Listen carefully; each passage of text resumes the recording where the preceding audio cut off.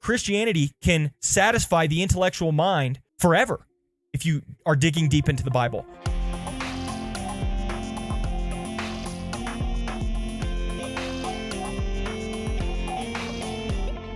How fearful should the average person be of being led astray by questionable people, theologians, doctrine, or theology? Because I personally read quite broadly and encourage others to do so as well. EG says, you did a sermon about this sort of. The idea being we should be more worried about the character of the person teaching than trying to make sure they are 100% correct on everything. Yeah, I did talk about that. I talked about the importance of beware bad character. Talked about how bad teaching is the smoke, whereas bad character is the fire. EJ says, I do think some people are more easily led astray, newer to the faith, who buy into what sounds easier. Progressive Christian teachers who are better fit the modern worldview or more exciting conspiracy theories. So, a very good question. You know, in this channel, I've often encouraged people to read broadly, to read widely, outside of their own narrow perspective, outside of their own favorite theologians, and instead get a lot of information from a lot of different places. I actually called James White's program one time on the Dividing Line, and I was talking to him specifically about certain applications of the Old Testament law to Christian life. And I said I was having a really hard time finding people making real good application of the Old Testament for New Testament Christians. That most of the people I found essentially wrote off the Old Testament or didn't have a very good, thorough exegesis of the Old Testament to apply to New Testament life. And Dr. James White told me this. He said, there's a lot of material out there, but you need to read broadly because you're not going to find material in the narrow, orthodox, reformed areas that you typically run in. He said, don't be afraid to read a lot, and read broadly. And I was really impacted by that, especially coming from Dr. White, and that kind of affected my thinking in a lot of ways, that Dr. White told me to do that. But this comes with a caveat or a poor tendency that I've seen in others. How many people have left the faith because they read some Bart Ehrman book, and Bart Ehrman convinced them that they couldn't trust their Bible, and then they completely abandoned the faith? And so they were convinced by something like that. So if I tell just everyone to read broadly, if I tell everyone, go ahead and, go through all these things, not everybody is going to be able to separate the wheat from the chaff. Not everybody is going to be able to chew up the meat and spit out the bones. It's probably gifted to certain people within the body to be good at that. And perhaps that's a gifting that God has given me. And so I think of it as something that all Christians should do. Hey, all Christians should read broadly. Why? Because it's very beneficial for me to read broadly. Therefore, it's probably beneficial for all Christians to do.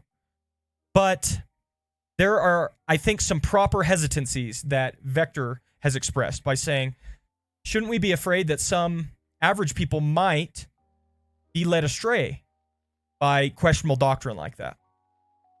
What you guys made me think of is, I think one of the keys in this situation is how easily are you impacted by emotional or feelings-based arguments, and how grounded are you personally in the Word and influenced by logical exegesis and determination from the Word. I think that is going to be a key factor here. If you do not believe what you believe about Christianity from an exegetically established perspective, and instead your beliefs are cherry-picked because of emotion or feelings, or how much you like or don't like certain teachers, I think you are more prone to be led astray. If instead you can look at your own faith and say, no, my faith is grounded primarily in the Word. My belief system is grounded primarily in the Word, and that's what gives me direction and guidance. That's how I have a good understanding. Then I think you are less likely to be led astray by false teaching and alternative perspectives. So I think one of the key ideas is that we need to be grounded first and foremost in the Word. And you need to be convinced in your mind and in your heart, too, that the Word is what holds the primary value, that the word is what is essential. And once you've got that, then I think you're going to be better off. DJ brings up Hebrews 5:11 through 14. Writer says this, "We have much to say about this, but it is hard to make clear to you because you no longer try to understand. In fact, though by this time you ought to be teachers, you need someone to teach you the elementary truths of God's word all over again. You need milk, not solid food. Anyone who lives on milk, still being an infant, is not acquainted with the teaching about righteousness. But solid food is for the mature, who by constant use have trained themselves to distinguish good from evil." This is a great verse, BJ, on this. Note that the writer of Hebrews does not say that everyone should start eating meat right away. Instead, he says that some of you are in need of milk and some of you are in need of meat. And I think that when I tell people to read broadly, I think when I tell people to chew up the meat and spit out the bones, to separate the wheat from the chaff, and they can go ahead and read non-Orthodox people as well, I'm probably speaking as somebody who is more mature in my understanding of the Bible. And so because of that, I might be recommending to a lot of people, hey, go ahead and eat meat when they're not ready for it and they still need milk. And that's probably a discernment issue, noting the difference between somebody who needs milk and somebody who needs meat. Again, the author of Hebrews here does not say, let's just start feeding everyone meat. He says, let's make sure we give the appropriate food to the appropriate person. If somebody is still relatively weak in their faith, then we need to give them milk. But if they are strong in the faith and more mature, who through constant use have trained themselves to distinguish good from evil, then they can eat meat. And so I think that is probably where the difference lies. Now, in my channel, we often talk theology, doctrine, all of those things. And so I might have a proclivity to assume that most people in my channel are more mature, and so I often recommend meat to people. But that may be a mistake if these people need milk instead. So there's probably some discernment that needs to happen on the part of the individual making the recommendation. So if I'm talking to somebody who seems very new to the faith and they don't have a lot of understanding, maybe I shouldn't recommend Doug Wilson. Maybe I shouldn't recommend C.S. Lewis or G.K. Chesterton. Maybe I shouldn't recommend those more nuanced theologians who I feel add a ton of value, but they can be a little more suspect in some areas. Instead, maybe I should be recommending the solid teachers first and foremost. And once that person has matured, then I can start recommending those more nuanced teachers so they can get a better understanding. But I love verse 14. Just like BJ was saying, this is important. Solid food is for the mature who by constant use have trained themselves to distinguish good from evil. By constant use have trained themselves. They know the word well. They're grounded. And they can say, no, this is good and this is evil. And they can distinguish and discern that very, very well. BJ says, I think reading broadly is important for those who can, so they can properly respond when they run into those arguments contrary to their own understanding. You need to know what Bart Ehrman is saying and how to respond to it. Otherwise, it can come across as a shock and possibly hurt someone's faith. So I do agree with that, BJ, but when you're just getting going, people probably don't have that broad understanding as well. They probably just need to be instructed in the foundational teachings of the faith. If you continue on from Hebrews 5:11 to Hebrews 6:1, it says, therefore let us move beyond the elementary teachings about Christ and be taken forward to maturity. So the author to Hebrews is not saying it's okay to just stay an infant. It's okay to just drink milk the rest of your lives. That's not what he's saying. But he wants you to mature. He wants you to move beyond the elementary teachings. And God permitting, we will do so, he says. But that takes time. You can't just cross your fingers and wish somebody into a mature understanding of the faith. And those who are still infants need to be drinking milk, not eating steak. Okay? So I think that is probably the best way I can put it, Vector. I think we need to have a better understanding of how the individual is in terms of their own spirituality and development, and then we can make specific recommendations to that individual. PJ says, yes, I mean for people who are ready for it. You don't give a new believer misquoting Jesus and expect it to go well. Exactly. And a new believer who is reading that is more likely to be led astray than to be wizened by the situation. So this is probably the missing key to a lot of my recommendations, Vector, is that I don't discern well the individual. I don't discern well this person's not ready for it or this person is ready for it. And that seems to be the New Testament example that we have. Paul adapts his message in terms of what sort of depth he's going to give to people based upon their place in the faith. Mom Tasking says, I personally take other recommendations with a grain of salt because I know I still have a lot to learn before I start confusing myself. Yeah, very, very good approach. Very good approach. But I think it's also helpful for young believers to recognize that the Christian faith goes very deep, that it's not just surface level. I think in the name, here's the contrast to this, Vector. I think in the name of trying to make sure we don't deceive or lead anyone astray, we won't give anyone meat and we won't encourage anyone to mature. And so there are many churches out there who only give milk 24/7. That's all they give, because all these other areas might lead somebody astray potentially, and they're not giving meat to the people who need it. And if you've been an infant in the faith for a long time and you're just sucking down milk the whole time and somebody comes along, you might end up in a situation where BJ is talking about, where you've never been challenged to grow. You've never been challenged to mature. You've never been challenged to interact with these other things. And so they might be just as susceptible when somebody comes along because they've never had to mature. So there's a balance here, I think, depending on the individual. And once you've discerned where they are at individually, you can help them work through how much meat to incorporate into their diet. BJ says, I know a lot of former Christians that are atheists now because of that. Right. They did the Christian thing for 10 years and they only ever got fed milk. So then when a meaty challenge came along, they were ready for meat, but it was a challenge. It wasn't coming from the faith. And so this is what they ended up thinking. Oh, atheism has a lot more depth than Christianity. Oh, Christianity is far too simplistic, and I am more understanding now. The problem is Christianity is very deep.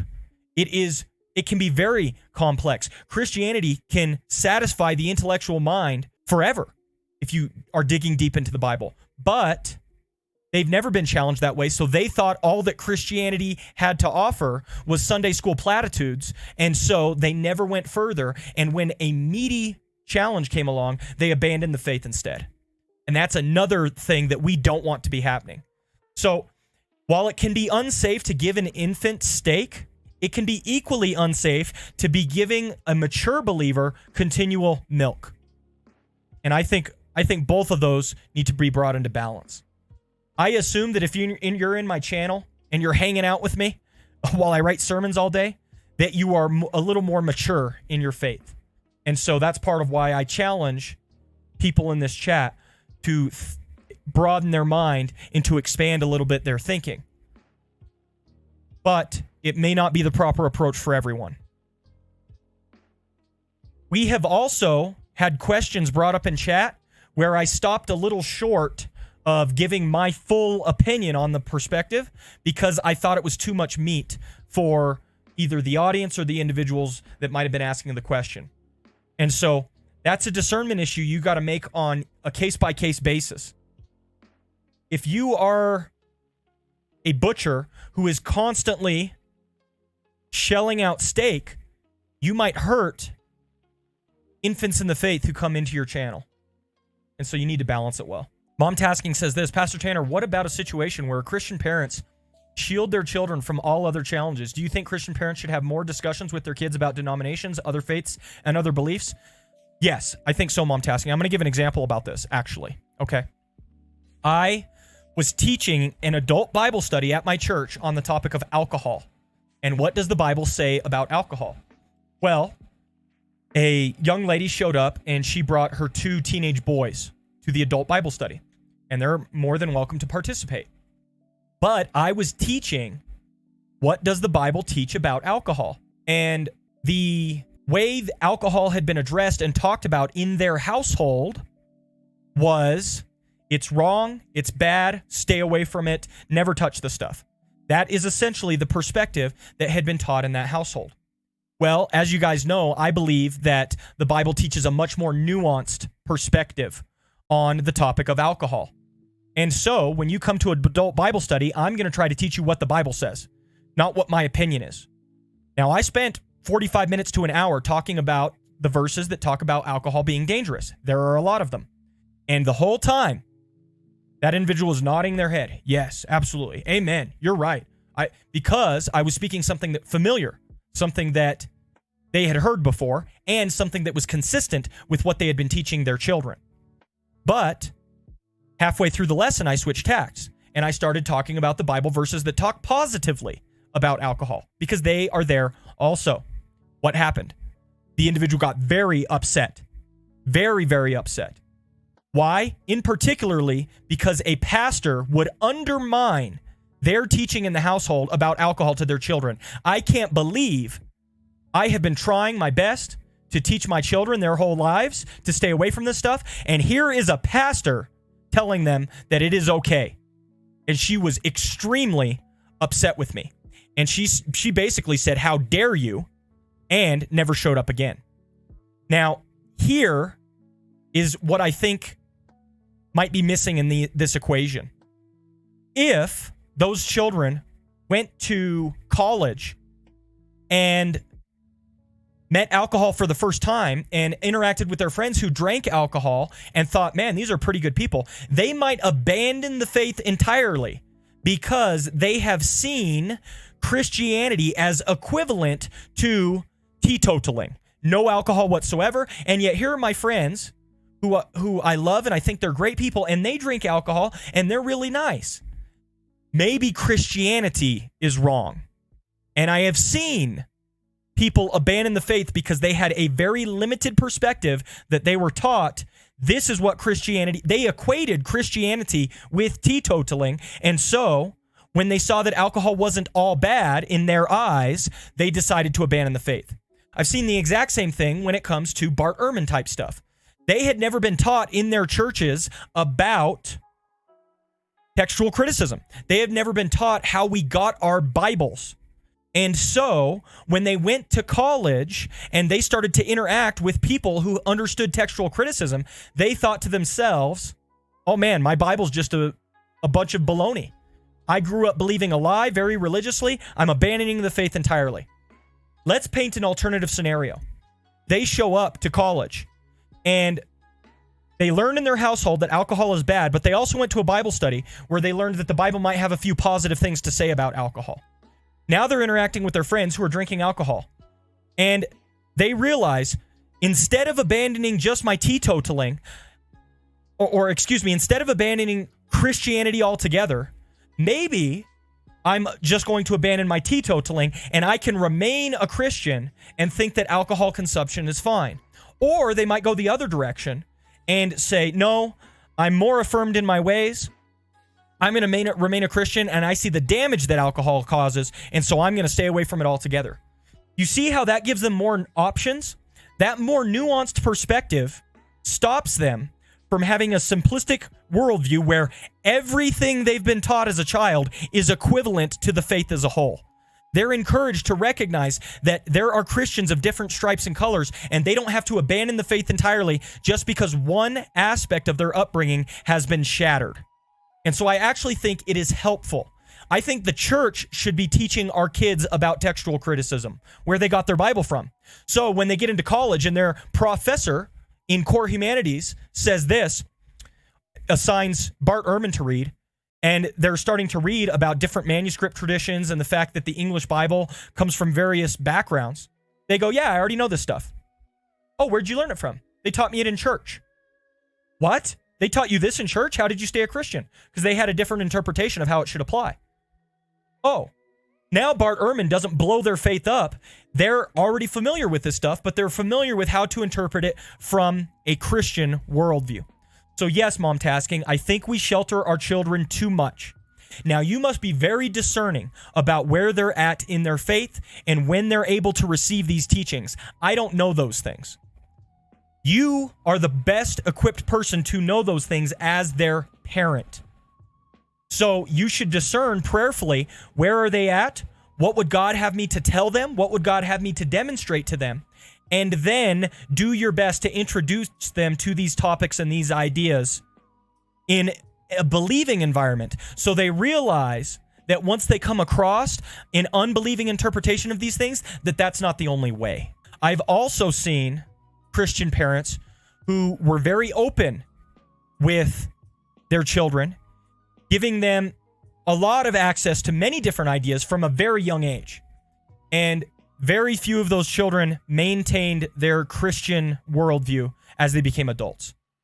So you can try to give that meat too quickly, and it can be damaging in one sense. Or you could try to shield them their entire life and just feed them milk, and it could be damaging in another sense.